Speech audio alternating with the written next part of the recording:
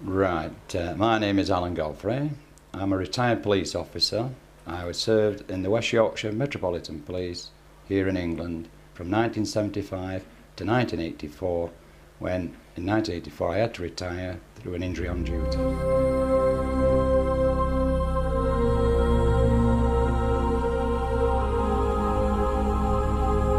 Well,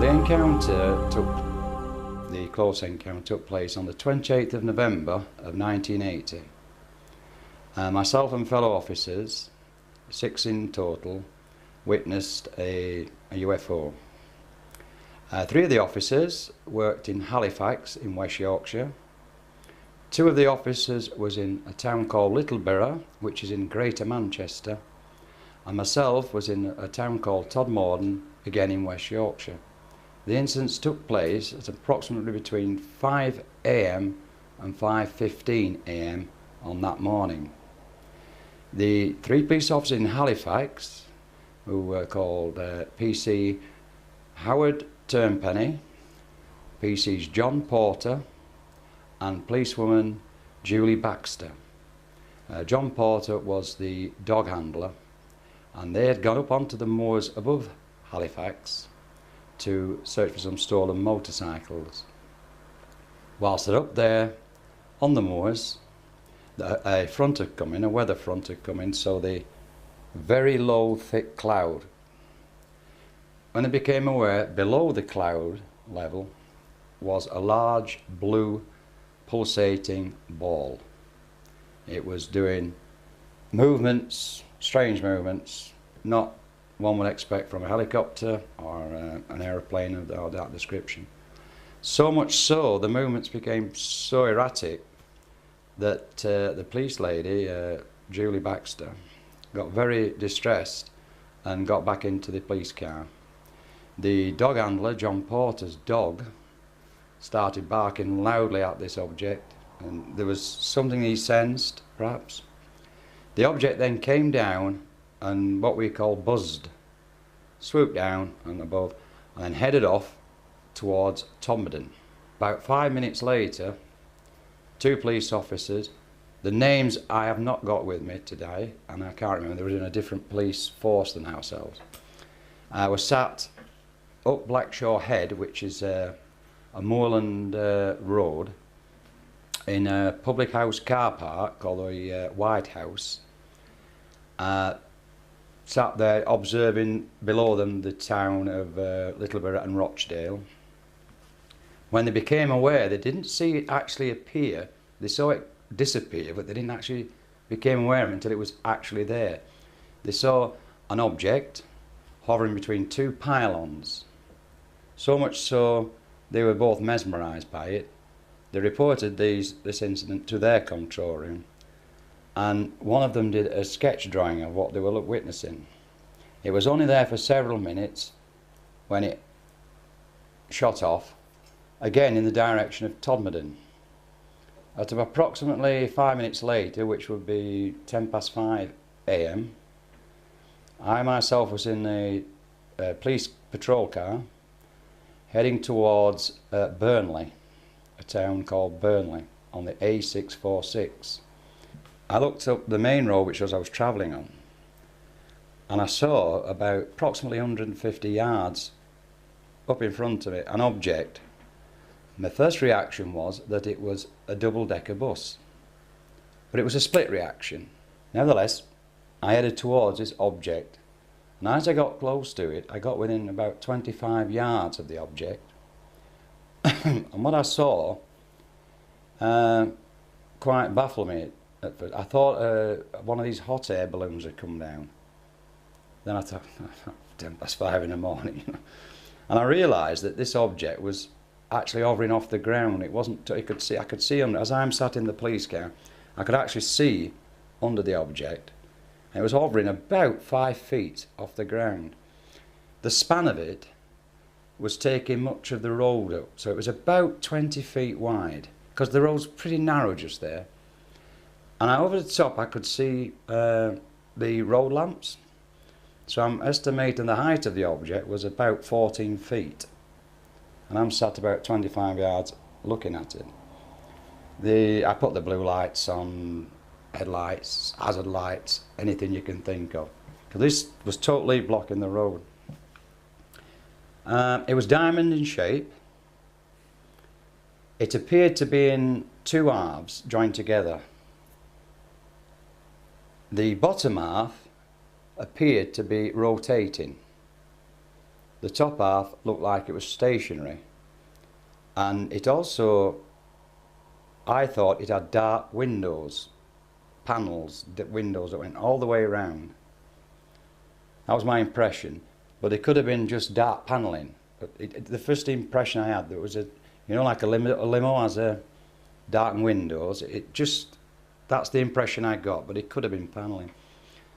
I mean, I was absolutely gobsmacked. I mean, what really was worrying, well, not worrying, it's a strange saying worrying, but the bushes and the trees that line the road on this side, on the right-hand side, were shaking very, very violently, as though there was a strong wind blowing, but my car was perfectly stationary.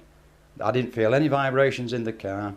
I didn't hear any noise. It wasn't emitting any noise that I could hear. I'm watching the object. I tried the UHF personal radio that all police officers carry on them. Well, they do in England. And I tried the car radio, which is on VHF. VHF is a video in VHF. And none of the frequencies I could get through to our control room.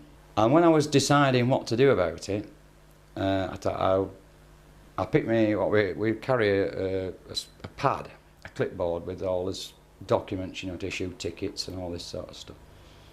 And I decided to draw it. While I remember starting to draw it, I can't remember ever finishing the drawing, because at that time there was a large, bright, terribly bright, as though 1,000 photographers had all taken a photograph at the same time, and it was just pure brilliance. And you know that thing you get when you've had your photograph taken, you get that blackness. Well, when that blackness had gone, which only a matter of seconds, I was about 40, 50 yards further up the road, actually driving the police car. And if my memory serves me right, the blue light wasn't flashing, the hazard lights weren't flashing, and I didn't have my headlights on, although I was on dipped. I turned the car around, I went back to where this object had been, because it had gone. And on the floor of the road surface, and it had been raining all night, I mentioned the weather front earlier on, but it had stopped perhaps an hour earlier. But the road surface was wet through, but not where this object had been. There was a whirlpool dry surface. There was branches, and when I say branches, I don't mean massive branches. I'm talking, you know, twig type, between a twig and a branch. What I did find interesting about, well, it wasn't interesting, but what I did realise, when this flash had happened, I've timed it, or we timed it, that I'd left the police station at 5 AM. We're all agreed on that. I took a colleague down to the town centre, which is again is about 400 or 500 yards that way from the police station. I dropped him off.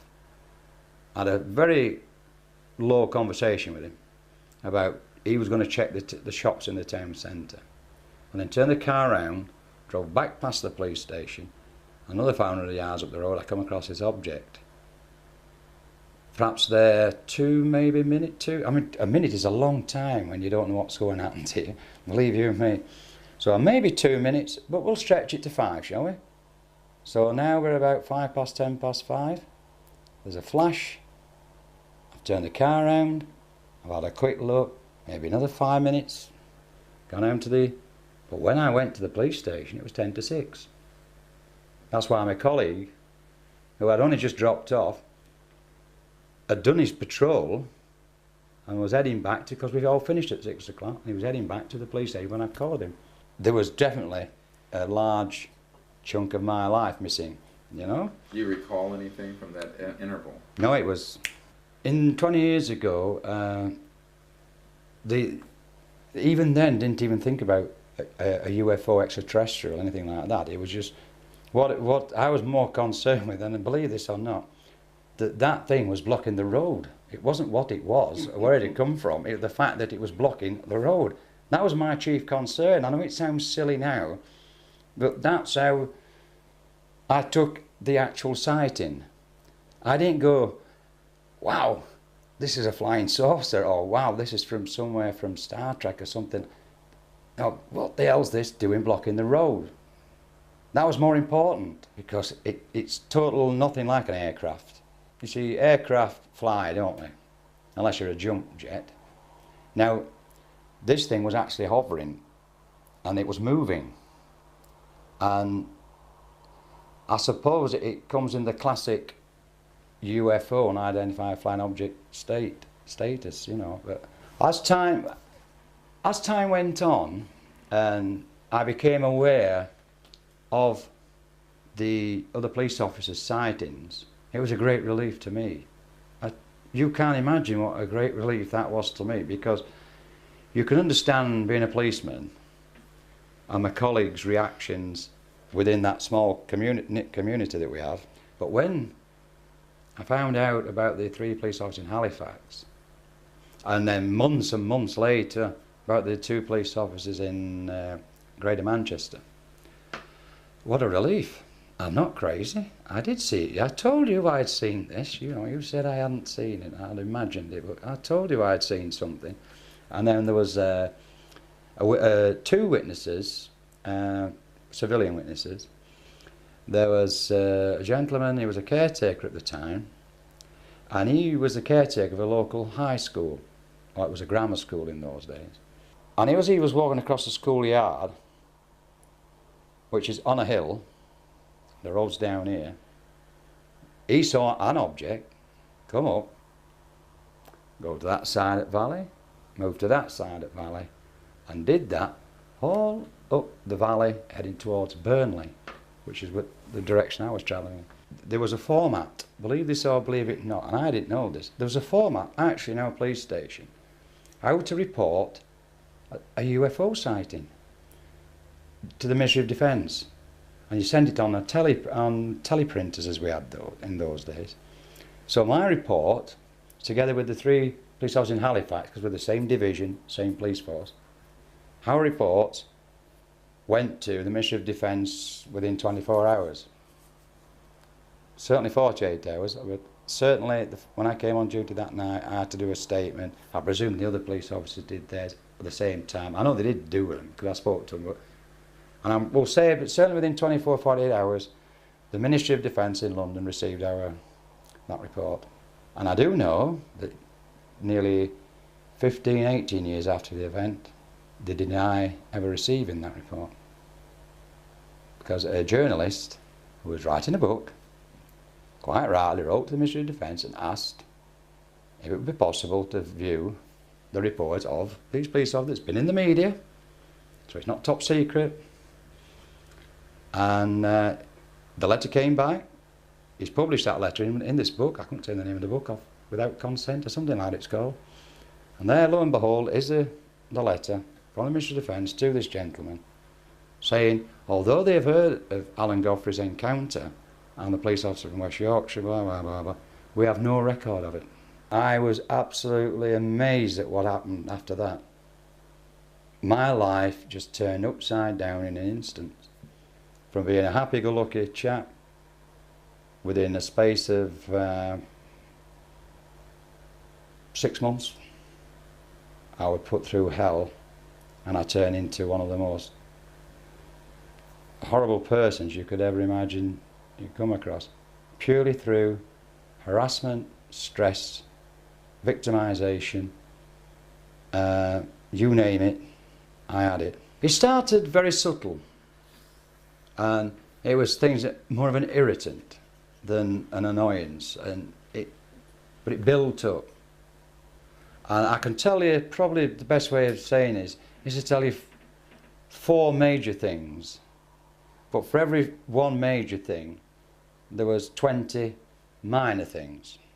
I suddenly arrived at my place of work, and I was told I was being transferred 20, 30 miles away, 50 miles away, Wakefield.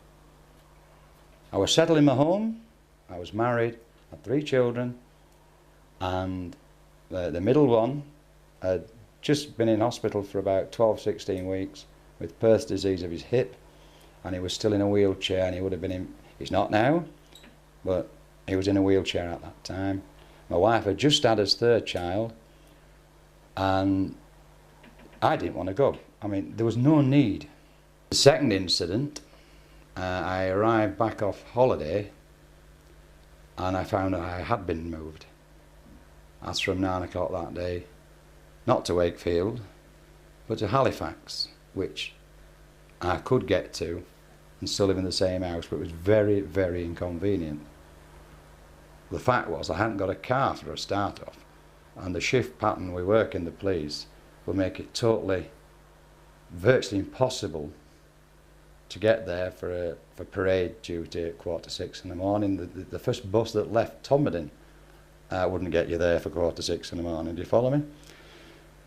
So I had to go, and I went. And instantly arriving at Halifax, I was taken out of the public domain. I was told I wasn't to mix with the public. I was in civvies, my colleagues in uniform. We arrived at Stanley Royd Hospital, and lo and behold, it isn't a general hospital at all, it's a psychiatric hospital. At this time I became very, very concerned. So much so that I said to my colleague, whatever you do, don't leave me here. Don't, if I have to go to be interviewed, you come in with me. And he was absolutely wonderful, because he was fully aware, with being an ex-colleague from the previous police station, what had been going on, all these other things that are too long to tell you about. So anyway, I went into this examination room, consultation room, call it what you like. 2 psychiatrists sat in front, and a lady sat over here taking notes. And they started off with the usual about your childhood and things like that. I won't go into all that, it'd take too long, but basically it soon became apparent to myself and my colleague that, especially when they came up with, we understand you hallucinate. I said, pardon? We understand that you a lot of hallucinations, and you've been seeing little green men and flying saucers. Well, I just hit the roof, and my colleague just, whoa, whoa, whoa, he says, whoa, whoa, whoa, whoa. Let me tell you something, I've seen one, and so have a lot of Alan's colleagues in Todmorden. And he named some, and he just sat there with their jaws down, what? And I said, what's all this about? This has gone on for an hour now. What's all this about? I thought I'd come here for a physical medical examination on this, and I told him what the injury was, because it was down in these regions. I said, no, I'm not injured up here. I said, this incident that happened 2 years ago, nearly. 2 years ago, I told him the story then, very quickly. I said, it happened 2 years ago. I was working yesterday. I've got my own office in the cells. What's all? You're working? I said, of course I'm working. Now, I might be in civ, it's my day off. Well, we was told to check out your psychiatric stability, because they feel that you're not quite, whoa. I said, well, let me tell, I just leant across to that. I said, let me tell you something. When you are going home tonight, and you're in your car, and if you come across an object like I come across, what you going to do about it then? I suppose you're going to ring the police up. I said, well, I was the policeman, and there's nobody I could back up, and when I wanted to back up, this is what's happening. And she knew I'd been transferred. And she says, Alan, what's all this about? What's that? About you being barred from police station. Pardon? She said, they're talking about it now. So I called them over, or I wandered over to them, and I knew him because I'd worked with him for years. And I said, whoa, what's happened? They thought I knew. And I said, no, what's that gone on? And he said, well, this afternoon, between the 6:2 shift finishing and the 2:10 shift starting, he got all the officers on parade together, the two shifts together. And the order was going to be read out at the night parade as well. And the order was that PC Alan Godfrey had been barred from entering Todmorden police station. He's not to be allowed in unless it's on official duty, and when he is in here, he's to be escorted everywhere he goes. And when they was asked why, what for, does he know? Because it could be rather embarrassing for if Alan came in and he doesn't know about it. It'd be embarrassing for him, it'd be embarrassing for us. So why? Because things had been going missing, i.e. stolen. Now, I hadn't been in Todmorden police station since being transferred, bar once, when I had to go back on a court case I was involved in. I was livid. So much so, the following day, I demanded to see our divisional head. And I asked him if he knew about it. And he said, not officially, no. Now, this is the head of our division. Hasn't been officially told that I've been barred from a police station, although he had heard it on the golf course the previous day. I said, let me get this straight. Because you can imagine by this time I got really, really pissed off with what was going on. I said, did you tell me this straight? Are you being serious with me that you as head of this division was totally unaware that one of your officers has been barred from one of your police stations by one of your underlings, and you don't know about it other than you heard it on the golf course yesterday? I said, who runs this division, you? And I mentioned the inspector's name and the sergeant's name who'd addressed the parade, you know. Straightforward enough question, isn't it? Who runs your division, you or these two? Well, I do. I said, well, but you don't know I've been barred. Well, who's give them authority? And this went on. So I threatened then, solicitor, issue writ. I'm now giving you notice that I'm fighting back, that the worm has turned. I've done everything you've asked me to do. I haven't spoken to the press about the UFOs, you know, the document I had to sign. I haven't spoken about Zygmunt Adamski. I haven't spoken to anybody. And yet you are persistently giving me grief. You've tried to have me certified. Oh, and he's backing back in. I said, well, the worm's now turned. Solicitor, later on today, down to Manchester, Queen's Court at Manchester, we'll have you in court. Chief, them two, defamation of character. I'll get the Federation to back us up. But me and the sergeant went down to my locker. And as I put the key in, the lock mechanism at the back dropped on the floor. And when we opened it up, where my hat had been, my flat cap had been, was contraband stuff that shouldn't have been in the police station, never mind in my locker. Now, I can only presume that's what it was because I didn't test it. My first reaction was to get rid of it, which I duly did. Hindsight, did I do right? I don't know, but it was going out of my locker, and it went out my locker and it went down the toilet and down the cells. Shaking, fear, as there isn't a word can describe how I felt. I can believe you me. I sweated, and I told Sergeant, the guy I picked up, you've got to back me on this, Jim. You've got to back me on this. You looked in my locker at 10 o'clock, there was nothing there. And said, I didn't even know anybody had been asking where it was. He was a bit panicky himself, you know. He said, this is getting hot. It's getting a bit, woo, you know. You watch your back, Alan, you know. Anyway, we managed to get home. We finished the tour that night. Went home at 6 in the morning. When we came back on the same day, if you like, back on as night duty, I was met as soon as we walked in the police station. Jim was with me. PC Godfrey, I was called to one side. It was our internal affairs, DI and a DS. Want to look in your locker? Well, I said, what for? Never mind what for. I want to look in your locker. We want you present there. You can have another officer present with you if you like. And I said, you coming with me, Jim? So we went down there. Of course, the lock was already on the floor. I left that.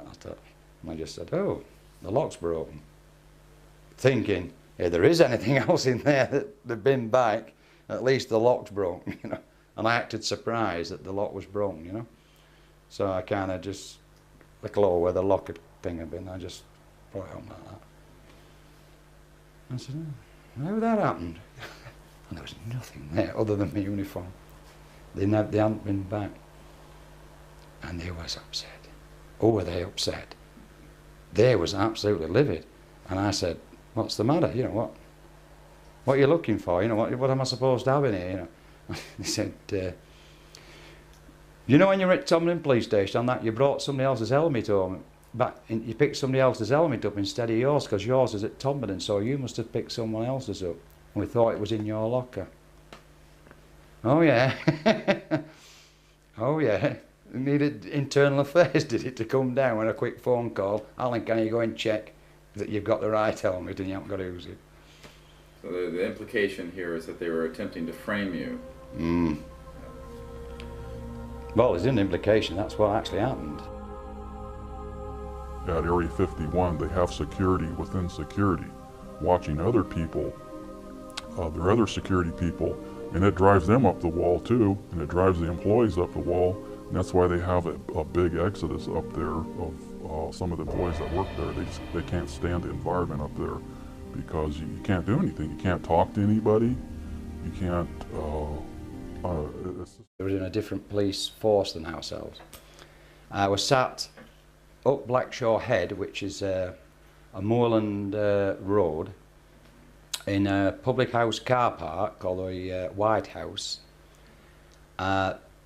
Sat there observing below them the town of Littleborough and Rochdale.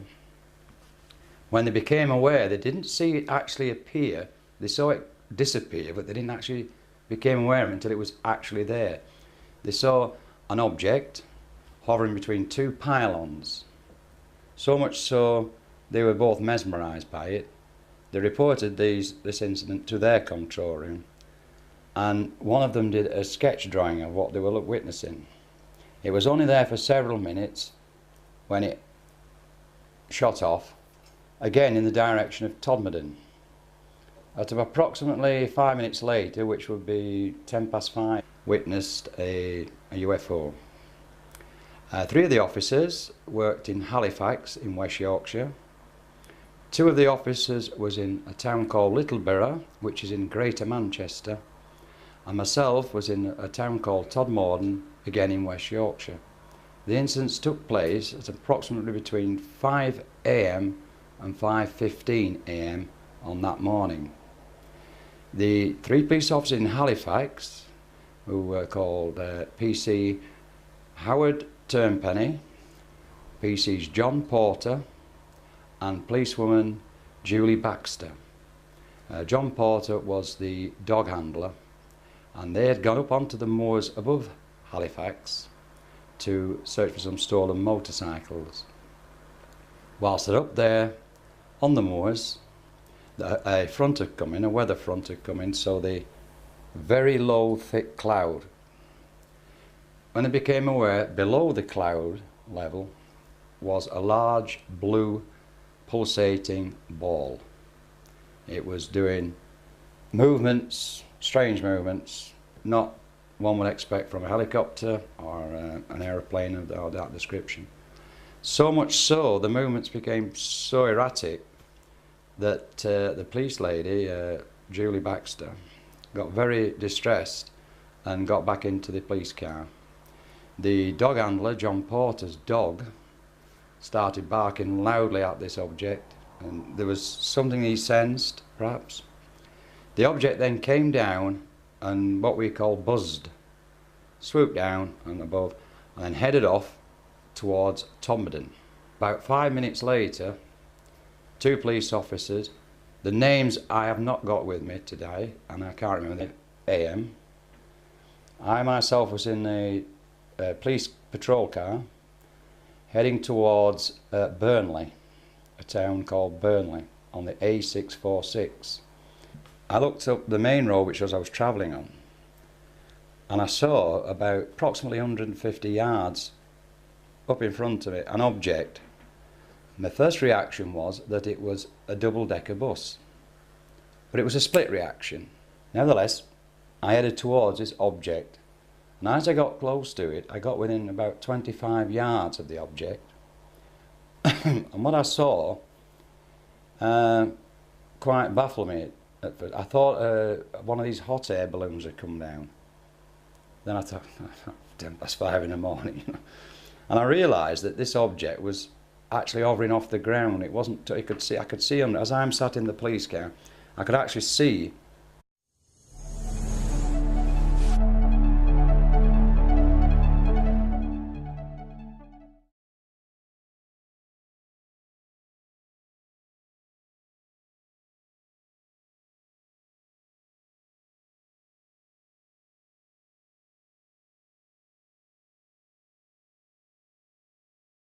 Right, my name is Alan Godfrey.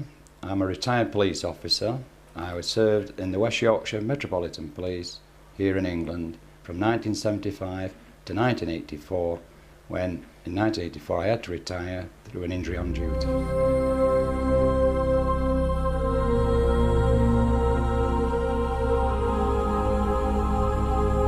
Well, the close encounter took place on the 28th of November of 1980. Myself and fellow officers, 6 in total,